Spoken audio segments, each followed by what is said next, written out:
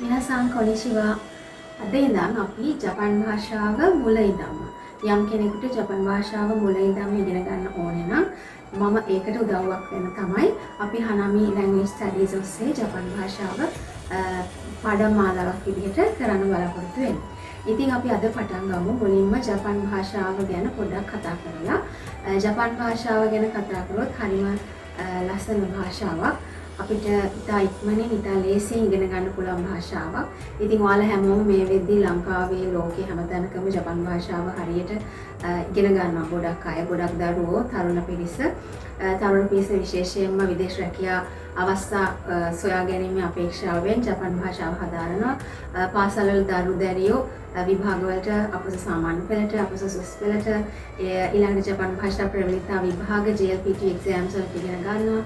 ඒ නිසා ඒ හැම පැත්තෙම ඉස්සරට වැඩිය ජපන් භාෂාව බොහොම ප්‍රචලිතව හැමෝම වගේ ඉගෙන ගන්න පෙළඹෙන භාෂාවක්. ඉතින් ඒ භාෂාව ඉගෙන ගන්න තමයි අපි හදන්නේ.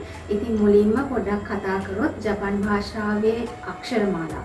ඒකේ අතීතයේ චුට්ටක් කතා කරොත් ජපානයේට චීනීය ආභාෂයක් ලැබිලා තියෙනවා අක්ෂරමාලා තැනීමේදී. එතකොට ඔබලා අහලා ඇති kanji අක්ෂර කියලා. ඒ kanji අක්ෂර තමයි චීනෙන් තමයි ජපානයට ඒ kanji අක්ෂර ලැබුණේ. ඒ ඔස්සේ ගොඩනැගිච්ච පසු කාලිනව ගොඩනැගිච්ච අක්ෂරමාලා ඔස්සේ මේ වන විට ජපන් භාෂාවේ අක්ෂරමාලා 3ක් තියෙනවා.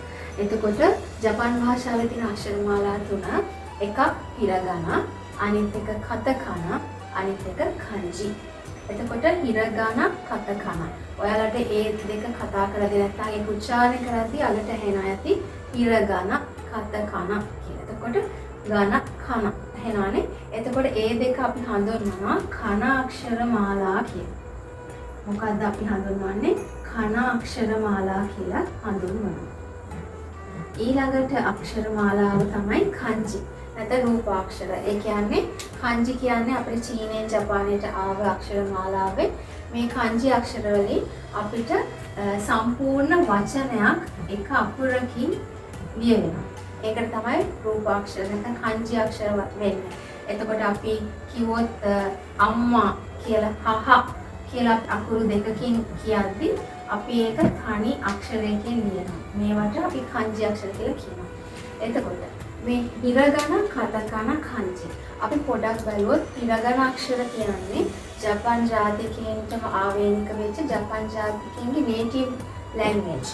ඒ ඔවුන්ටම ආවේනික වූ භාෂා අක්ෂරමාලාව තමයි හිරගන අක්ෂරමාලාව. කතකන අක්ෂරමාලාව කියලා කියන්නේ විදේශීය භාෂාවල තියෙන දේවල්.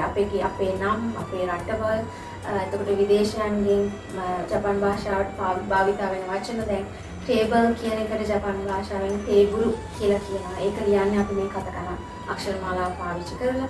ඊට අමතරව කතකන අක්ෂරමාලාව පාවිච්චි කරනවා අපි වාක්‍යයක යම් කිසි දෙයක් emphasize කරලා පෙන්නනවා. ඒ කියන්නේ ඒකට විශේෂ අවධානයක් දී යුතු වෙලාවටත් අපි කතකන අක්ෂර භාවිත කරලා වාක්‍යවල ලියන්න භාවිත කරනවා. ඊට අමතරව දැන් අපි කියනවානේ විවිධ ශබ්ද සත්වෝගේ ශබ්ද වැස්ස වහිනකොට අපි ලංකාවේදී කියන්නේ චොච්චර වැස්සක් යනවා කියලා. එතකොට ඒ වගේ දේවල්දී zaaza අමේගා zaaza furimas ජපන් භාෂාවේ ඒ zaaza කියන කොටස emphasize කරලා පෙන්නන්නත් අපි කතකන අක්ෂරමාලාව භාවිත කරනවා. එහෙනම් ඔයාලා දැන් අද මතක තියාගන්න ජපන් භාෂාවේ අක්ෂරමාලාව 3ක් තියෙනවා. මොනවද? හිරගන, කතකන සහ kanji. හිරගන, කතකන වලට අපි කියනවා කන අක්ෂරමාලා කියලා. ඒවා භාවිතා කරන්නේ මොන ආකාරයකද කියන එක පැහැදිලි කරා. ඉතින් ඔයාලා මේ අක්ෂරමාලා පිළිබඳව අවබෝධයක් ගන්න ඇති කියලා හිතනවා. අපි ඊළඟ පාඩමෙන් පටන් ගමු හිරගන අක්ෂරමාලාව ලියන්න. ඉතින් අපිත් එක්ක රැඳී ඉන්න. ඔයාලට මුලින් ඉඳන් ජපන් භාෂාව සරලව ඉගෙන ගන්න අවශ්‍ය කෙනෙක් ඉන්නවා නම් එයාලට මේක උදව්වක් වෙයි.